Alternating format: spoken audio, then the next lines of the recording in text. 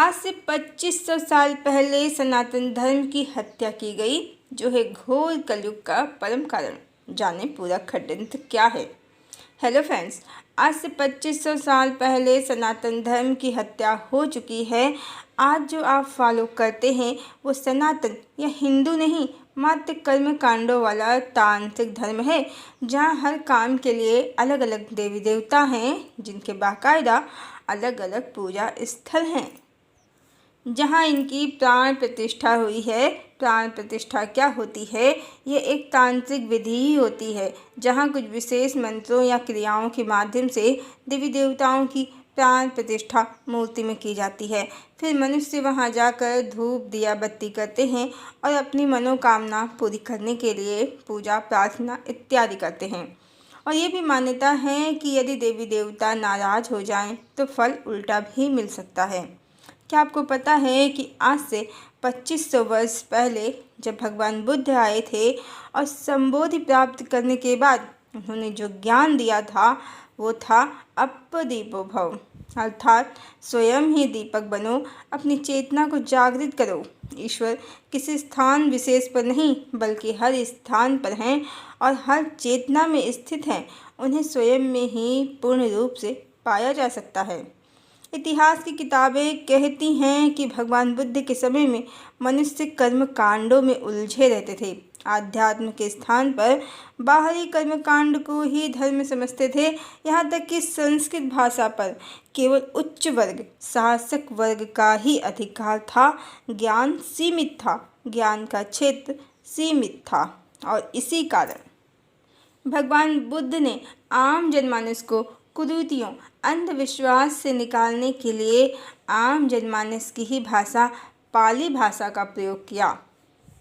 बौद्ध धर्म आज पूरे विश्व के हर कोने में है, पर उसी समय जब भगवान बुद्ध ने आत्मज्ञान, अंतर्ज्ञान पर जोर दिया, कुरीतियों और भोगवाद कर्म कांडों का बहिष्कार किया, तो ये बात उस समय के कालनेमियों, राजा महाराजाओं के पुरोहितों को सहन नहीं हुई। क्योंकि यदि बुद्ध के विचार छा जाते तो संसार से भोगवाद, भौतिकवाद, यहाँ तक कि बहुपत्नीवाद, जिसके पीछे पुरुषों की भोगों की कामना ही छुपी होती है, वो तो समाप्त ही हो जाते, उनका नामो निशान भी नहीं रहता। क्योंकि उस समय संस्कृत भाषा मात्र उच्च वर्ग की भाषा थी। उच्च वर्ग यानी राजा महाराजा, सेठ, साहूकार, जो प्रभुत्व में हों, उनकी भाषा। और इसी का लाभ उठाकर काल नेमियों ने धर्म ग्रंथों के साथ छेड़छाड़ कर दी। धर्म ग्रंथों को अपने हिसाब से लिखा और उन पर वेद व्यास जी के नाम का ठप्पा भी लगा दिया, उन्हें प्रामाणिक सिद्ध करने के लिए। आम जनमानस को खबर भी नहीं और भगवान राम को अग्नि परीक्षा लेने वाला बना दिया, सीता परित्याग करने वाला बना दिया, जिससे स्त्रियों को स्वयं के वश में रखा जा सके, समाज में पतित होने का डर दिखाकर कंट्रोल किया जा सके। इतना ही नहीं, इन राजा महाराजाओं के चापलूस चाटुकार कालनेमी विद्वानों ने अपने संस्कृत ज्ञान का दुरुपयोग किया और देवी राधा को भक्त गोपी बना दिया। कहीं कहीं तो उल्लेख ही नहीं किया, जैसे महाभारत, विष्णु पुराण इत्यादि इत्यादि, और रुक्मिणी को देवी सीता बता दिया और सत्यभामा को भूदेवी, और एक सिरे से शास्त्रों से आदिशक्ति देवी राधा का सत्य गायब कर दिया। भगवान राम के एक पत्नी व्रत को और उसके कारण को छुपा दिया और सभी आसक्त स्त्रियों को देवी लक्ष्मी का विस्तार बताकर भगवान को बहुपत्नीवादी बना दिया। उनका ओंकार स्वरूप अर्धनारीश्वर स्वरूप हटा दिया और इस तरह शास्त्रों से भगवान श्री कृष्ण के अनेक विवाहों का मूल कारण गायब करके आदिशक्ति देवी राधा को कल्पना या भक्त गोपी बताकर भगवान को अनेक स्त्रियों का पति बताया। इस लोक में भी और उस लोक में भी इस तरह जीवात्माओं के पुनर्जन्म, इच्छा, आसक्ति और उसके परिणाम की कहानियाँ जो शास्त्रों से मिट ही गईं, भगवान की अनेक पत्नियां हो गईं। भगवान श्री कृष्ण और राम अलग अलग हो गए। ईश्वर मनुष्यों की समझ से परे हो गए। सत्य कारणों को शास्त्रों से मिटाकर हर घटना, श्री कृष्ण की कहानी की हर घटना को मात्र लीला लीला कहकर परमात्मा का सत्य स्वरूप, उनकी सत्य कथा को शास्त्रों से मिटा दिया गया और इस तरह सनातन धर्म की हत्या हो गई। ये सब इन कालनेमियों ने मात्र अपने राजा महाराजा उच्च वर्ग की सहूलियत के लिए किया, क्योंकि जिस तरह उस समय भगवान बुद्ध के विचारों की शक्ति काम कर रही थी, तो इन राजा महाराजा और सेठ साहूकार के लिए एक से अधिक विवाहों का कारण मिल नहीं रहा था, क्योंकि शास्त्रों में श्री कृष्ण के अनेक विवाहों का कारण आसक्त जीवात्माओं को ही उस समय बताया गया था। तब रुक्मिणी शूर्पणखा ही थी, सत्यभामा नागकन्या अहिरावण की पत्नी चंद्रसेना ही थी। सब कुछ शीशे की तरह पारदर्शक था। शास्त्रों में कोई आधार नहीं था बहुविवाह का, अनेक पत्नियों को रखने का, और आम जनमानस को इन शास्त्रों की कोई विशेष जानकारी नहीं थी। संस्कृत भाषा से उच्च वर्ग की भाषा थी और इसका ही लाभ उठाकर धर्म के ठेकेदारों ने शास्त्रों में जमकर मिलावट की।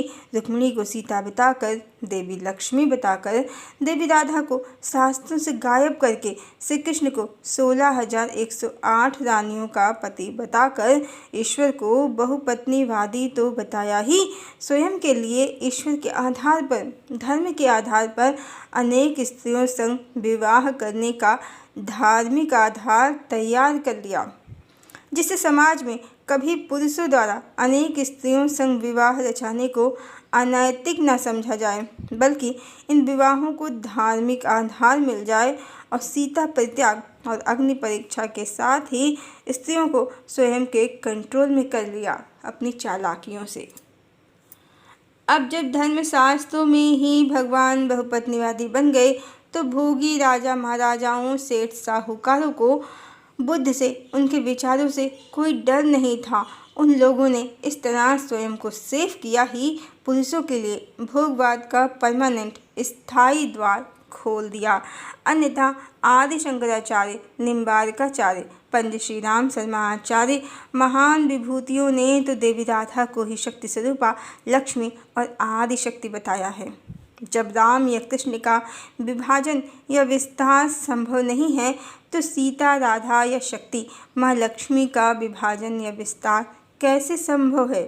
पर चूँकि मनुष्यों को कलिकाल में चेतना का, आध्यात्म का रहस्य ही पता नहीं रहा और इन कालनेमी रचनाकारों, कालनेमी विद्वानों के कारण सारे सत्य मिटा दिए गए और ग्रंथों में इन लोगों ने रुक्मिणी को सीता बताकर अन्य स्त्रियों को सीता का विस्तार बताया, जो पूरी तरह से अनप्रैक्टिकल है, संभव ही नहीं है, क्योंकि चेतना मात्र प्रकाशित होती है, विभाजन या विस्तार उसका संभव ही नहीं है।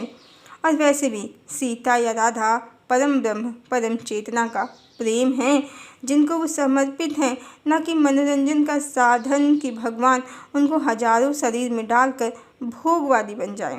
वो भगवान की प्रिया, उनकी देवी तो हर जन्म में एक ही हैं और उनको समर्पण ही भगवान के प्रेम और शक्ति का परम कारण है।